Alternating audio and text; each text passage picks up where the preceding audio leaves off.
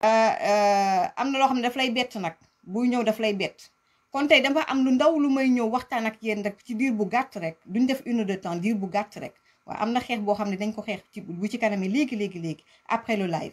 donc gars yi maa ngi leen di ziar bu baax a baax alors gars yi gis nañ ne coow li bari na lool donc benn 15-20 minutes rek moom lay def tey live ndax li ñu war a lijjanti ci suuf de moom moo gën a ëpp solo sax que live bi gars yi ki nga xamante ne moom mooy Ousmane Sonko ak aussi Khalifa Sall donc affaire bi sax xaw nañoo jaaxal parce que Khalifa Sall wax dëgg neex yàlla un homme d'état franchement nu mu mës a def on peut dire que carrière politique am yëpp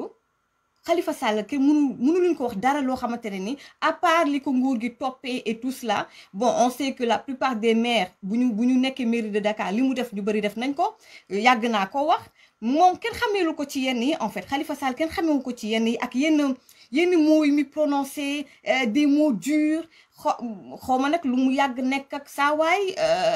qui se ressemble s'assemble xaw ma ndax est-ce que kii di Ousmane Sonko moom moo ko il détend sur lui je sais pas mais c'est trop bizarre donc du coup ni mu waxee samedi bi passé ñu bëri jaaxal na leen moom Khalifa Sall bref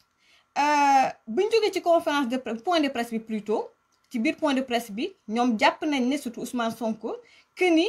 mercredi le 10 novembre bu Barthélémy Diaz buy dem fële ca tribunal gars yi xale yi nañu génn moom Ousmane Sonko jaral na ko sax moom ñu ne ko nitu fitna la mais ni ñu génn kon beneen appel à l'insurrection ñëwaat na ñu ne déete waaye lu tax moo yokk tax tey ma def live bi parce que am na yu bëri yoo xam ne seetlu naa ko ci biir semaine bi voilà donc 5 à 1 heure même de mon live dama ne est-ce que na du ma lijjanti lii ba pare balaa may def live mais dama ne naa live rek pour wax leen ndax li nar a xew mercredi incha allah donc ñu jógee ci point de presse bi ñu gis ay vidéo yoo xam ne gars yi partagé nañ ko fu ne agent de renseignement Ousmane Sonko de mooy wax mu ñuy topp ça fait presque 3 mois il a fait son show devant l'agent de renseignement gis ngeen ko agent de renseignement mu ñuy topp depuis 3 mois dugg fi génn fii ñu ne deete waay mu dem ba biir këram moom Ousmane Sonko def benn vidéo di toog def benn vidéo pour xamal gars yi ne yor nañu portable gars yi partagé leen live bi parce que tey il faut que ma am loo xam ne foog ma wax ko foog ma xamal ko gars yi foog ta partagé leen live bi am na loo xam ne tey jii foog nañu biral information boobu te loolu je parle directement à Ousmane Sonko yow laay waxal partagé leen live bi gars yi Moustapha Diakhaté incha allah du mercredi lañ wax mercredi jar na sax ñu def live mercredi incha allah voilà ñu ñëw wax nag ci élection locale yi et tout cela balaa dimanche prochain partagé leen live bi donc alors le Ousmane Sonko mu def live daal di ne portable agent de renseignement baa ngi nii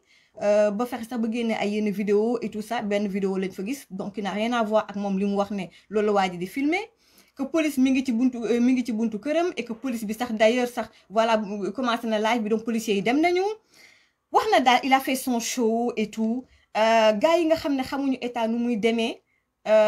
ñu nekk ci diaspora bi ay yenn militants mi de bonne foi xamuñu en fait ñoom xamuñu àdduna xamuñu état nu muy doxalee en fait donc c'est normal que ñoom ñëpp mu yóbbuwaale leen ci show boobu nga xam ne moom la nekk di def moom Ousmane Sonko sama gars yi muy ñoom Kémi Séba muy waa Y'en a marre activistes yi journalistes yi hommes politiques yi ñëpp la agent renseignement yi di topp c'est pas une information Sonko ki nga xam ne kooku nga téye ci buntu ba ngeen defee point de presse waa ji ci boppam moo ñi nga xamante ne ni réunion publique bu conférence de presse di am agent de renseignement dafay toog benn en fait mënuloo def benn c'est-à-dire c'est tellement ridicule en fait xaw ma fan lay commencer conférence de presse événement Y'en a marre bu ñu wootee wala demee noonu rassemblement day am ay agent de renseignement c'est pas une information en fait et loolu nag journaliste yëpp xam nañ ko yow kooku nga téye noonu kooku certainement il est spécialisé ci lépp luy conférence de presse wala point de presse yow saa yoo defee point de presse wala nga jàkkaarloo ak journaliste yi moom day teew Kémi Séba fu nekk partout dans le monde on le suit est-ce que mos ngeen dégg mu wax ko wala di ko jàmbat yow Ousmane Sonko say nawle homme politique ci boppam dañuy def dugg ci biir dëkk bi ci biir Sénégal di rencontrer sénégalais mais am na ñoo xamante ne nii dañuy dem ba jël agent de renseignement dugg ko ci seen biir oto parce que xam nañ ne agent de renseignement bi daf leen di sécurité seen kaaraange la en fait quelque part say nawle homme politique dañuy dem ba agent de renseignement ñu dugg ko seen oto ñu dugg ci xuus ci biir ci biir dëkk bi loolu gis nañ ko fi ñun ñii reporters anciens reporters ak même la nouvelle génération journalistique xam nañ luy agent de renseignement c'est pas une information am na Sénégal am na dans tous les pays du monde agent de renseignement c'est pas une information tu es un homme politique tu es un leader politique c'est la moindre des choses c'est-à-dire que yow Ousmane Sonko da nga war a xam ne instant bi ni Ousmane Sonko tu dois te mettre dans la peau d'un homme d'État Ousmane Sonko tu n'es plus n'importe qui Ousmane Sonko nekkatoo Ousmane Sonko bu année 2016 wala 2017 Ousmane Sonko te xam naa bu baax ne yow munoo tu peux pas être au diapason munoo bañ a nekk au diapason quand même du man maa la ko war a apprendre lan mooy agent de renseignement quand même partout dans le monde c'est pas une information nga gis sa gars yi nag ce qui est dangereux sa gars yi di jël photo agent bi photo alkaati bi di ko publier partout et aussi les photos de sa famille gars yi def leen attention bu baax a baax ma ñëw ci yow Ousmane Sonko loolu rek tax ma bëgg a def live bi tey xamal la ñaari mbir gars yi noté leen ko bu baax sa gars yi nañ la abal benn faux compte nga ñëw dugg seetaan live bi wala boo paree comme ñu bari nu ñuy def suñu paree ñu ñëw def xool replay yu Facebook Maty 3 Pommes bi Ousmane Sonko xaaral ma génnee samay feuille ma wax la lan mooy agent de renseignement Ousmane Sonko agent de renseignement jamono bii quelqu'un de très compétent il est dans ton entourage Ousmane Sonko déggoo ma de ma ne agent de renseignement koo xam ne jamono ji il est extrêmement c'est quelqu'un de très très compétent dafa mën liggéeyam mi ngi ci sa biir entourage ma jox la ñaari firnde mais ma tuuti ma ñëw gars yi partagé leen live bi gars yi ma ñëw du yàgg dafa am leneen lu ñu war a lijjanti fa waxtaan neexee fa wax di neexee mooy àllarba dina ñëwaat incha allah ñëwaat suñu invité wax ci local yi partagé leen live bi laa wax donc yow Ousmane Sonko li ma wax nii dama koy firnde par 2 faits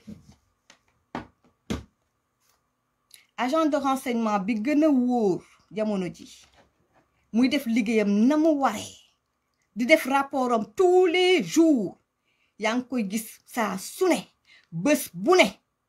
et je pèse mes mots yaa ngi koy gis saa su ne bés bu ne yaa ngi koy teg bët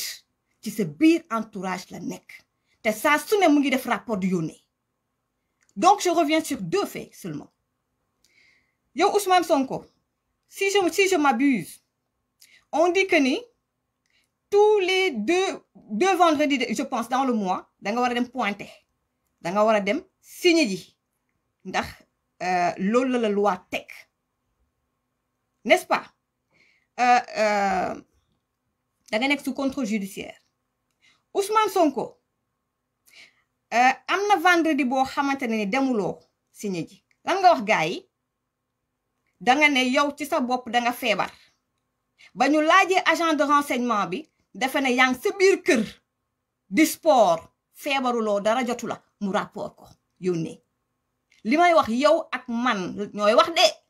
Ousmane Sonko dama ni ma ñëwaat ci balaa ma ci 2e fait bi da nga waroon di pointer ji di signer ndax da nga nekk sous contrôle judiciaire am na ajjuma boo xam ne signé wuloo ndax da nga feebar ba ñu laajee agent de renseignement bi nekk ak yow ci sa biir entourage dafa ne feebaruloo yaa ngi ca biir kër yaa ngi def sport ca biir kër benn dangaa tëbal jour boobu gis nga meeting bi nga defoon bi passé fële ca Ziguinchor xam nga en général boobu duma wax ça en général mais sa premier jote ak tamit ki nga xamante ne moom mooy Doudou Ka sa premier jote ak moom fa nga fanaan kër ga nga fanaan émigré moom mooy propriétaire moom moo ko moom ba nga mujjee dem fële ci Ziguinchor sa meeting ba fanaanuloo foofu da nga changer résidence fa nga fanaan jour boobu fa nga résider jour boobu ci guddi googu ña nga doon recevoir ña nga doon jël audience ñëpp agent de renseignement bi def na rapport yónnee na ko waaye mi ngi ci sa biir ci sa entourage saa yow yeewoo di ko gis ma dolli ci ni la yow Ousmane Sonko ca bés boobu ba ngeen paree seen meeting xale yu jigéen yooyu jógoon Ndakaaru ak seen gàngoor yooyu jógoon Ndakaaru pour ñëw assister ci meeting bi ay booru 23h dem nañu ci hôtel bu ñu naan Kajandu dem nañ ci hôtel ba ay booru 23h passé ba ñu yegsee sax mënuñ leen a woon a restaurant bi dafa tëj mënuñ leen woon a defaral reer ñu négocier ba ñu defaral leen reer ña fa toogoon ñëpp agent de renseignement bi photo na leen def na rapport am yónnee na ko xanaa ay wax day leer day wax ay wax day fin may wax na ngay garaaw di gandalu naan agent de renseignement ça fait 3 mois mu ñuy topp patati patata kiy def liggéeyam compétent di rapport saa su ne am na yoo xam ne mënu ma ko wax ci live am nañ ko ci yow ci sa entourage la ne da ngeen di xam-xam lu te xamu leen sëgëm man mii nekk bitim réew yi sori naa Sénégal sëgëm man maa xam lii astama Ousmane Sonko agent de renseignement du ay kaf du ay fo ki ngeen jàpp mooy ñi nga xamante ne ñun chaque jour ñu dajee ak ñoom ci conférence de presse yi ñoom mbirum conférence de presse kese moom ay réunion publique ku ci nekk fu ñu la spécialisé Ousmane Sonko maa ngi xool Émile benn live am mu wax lu am solo Ousmane Sonko ci sa live démb bi nga naan waaw ordinateur ba ñu jàppoon ca mois de mars nañu doon surveiller ordinateur ba am na luñ ca gis ak xooma la rek lan raison d'état di fuural di taawi di jaay garaawlu Ousmane Sonko waxoo ak ay xale agent de renseignement dëggantaan loo xamante ne c'est pour la sécurité du pays Ousmane Sonko ñun ñi rek suñu ordinateur yi dañ ci def ay code wala di def ay mot de passe Ousmane Sonko agent de renseignement dinañ fa bàyyi ordinateur yow ngay ñëw rek dugg noonu ne sarax dugg ci ordinateur bi noonu rek gis fa ay secret d'état Ousmane Sonko rek leel Ousmane Sonko may ñu jàmm am na yoo xam ne mënu ma ko wax ci live Ousmane Sonko da nga bëri ay cas du Adji Sarr kese Ousmane Sonko gars yi yàgg nañu xam fa ngay fréquenté da nga bëri ay cas te ñu ànd ak yow xamuñu ko waxoo leen lépp Ousmane Sonko watawat wàññil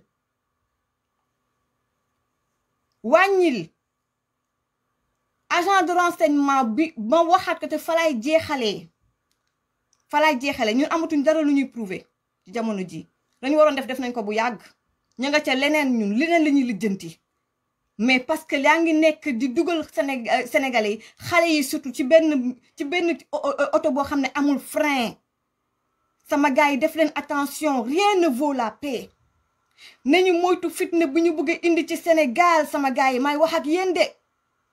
bëgg bàyyi mu ngi koy wax sànq seetaan naa live am ñi nga xamante ne nii faat nañ leen ci mois de mars ci diggante bi Sénégal lan moo changé dara changé wul sama gars yi muus leen bu leen di nangu politiciens yi di profiter ci yéen pour seen propre intérêt Ousmane Sonko bëggal jàmm soo bëggee dugg ca biir palais ba def ko sans marché ci ay cadavre ay Ousmane Sonko may ñu jàmm maa ngi nag lancer un appel les parents suñu papa yi suñu yaay yi tey leen seeni doom ku dee yaa perte yéen ñi ngeen xamante ne xamu leen dara ci politique xamu leen milieu ay agent de renseignement ay milieu média ak yu demee noonu yéen ñi nga xam ne ay simple militant ngeen ay waay wàññi leen dangat bi nee leen teey leen ndax on vous dit pas tout duñu leen wax lépp duñu leen mos a wax lépp bu leen sacrifier seeni vie rien ne vaut la paix bu ñu nangu ñun Sénégal ñun la middle class ñun nga xam ne suñu papa yi suñu yaay amuñu ay millions bu ñu nangu politiciens yi di ñu utiliser ñuy dem di jaay suñu bakkan bu ko kenn nangu kon nag li nga wone amul dara lu fi extraordinaire. Encore une fois activistes yu bari xam nañ lan mooy agent de renseignement yàgg nañ leen topp y a rien de nouveau sous le soleil. falaay yem ak yéen ba mercredi incha allah wala dimanche ndax am na loo xam ne dama ko war a régler man mi sama bopp foofu laa yem ak yéen gars yi jàmm ak jàmm defe nga ne yow tey ji état bu fekkoon ne dafa am lu mu namm ci yow faagaagal la yow ak li ma wax fii nii yëpp ak bañ la yàggee topp nee naa la ci sa biir entourage la ba ñu yàggee xam fa ngay fréquenter ak la ngay say casserole yi ngay traîner yàgg na depuis 2019 am na yoo xamante ne mënu ma ko wax tey ci live bi ñu xamal la ko yow Ousmane Sonko ba ngay dem Sweet Beauté gars yi yàgg nañ koo xam kenn faagaagal kenn fexelu la bàyyi leen di dox suñu maayin yi suñu xel yi di ñu fowee jàmm ak jàmm sama gars yi yal na jàmm yàgg ci Sénégal j'ai rien contre Ousmane Sonko j'ai rien contre Pastef mais d'abord le Sénégal man sama bopp lu tax may wax mooy la liberté d'expression kenn du tax man noppi Sénégal journaliste yu bari mënatuñoo wax dañoo ragal ndax da ngeen terroriser ñépp dinaa leen tegal bu ma ñëwaatee ay audio yoo xamante ne waa Pastef commencé nañ ci seen biir panel yi ci seen biir WhatsApp yi ngeen di inciter à la violence naan dem leen ci kër préfet yi dem leen ci kër xawma yenn dignitaires yi ngeen faat leen faat seen njaboot noonu ngeen tàmbaloon di ko def ci mois de mars bi gars yi di ko bayal kon nag je lance un appel nag également à l'État du Sénégal jël leen seen responsabilité lii raam ci ñag ba la jëm lii raam ci ñag ba la jëm di ñu bëgg a rey agent de renseignement seen groupe panel groupe WhatsApp bi yëpp mu ngi fees agent de renseignement Facebook yëpp a ngi fees agent de renseignement ngeen bëgg ñoo pëndal bëgg ñoo rey ak ay agent de renseignement fii la dugg fii la xari jaar bu leen kenn dofloo bu leen kenn teg ay ngaaka yeewu leen ba beneen yoon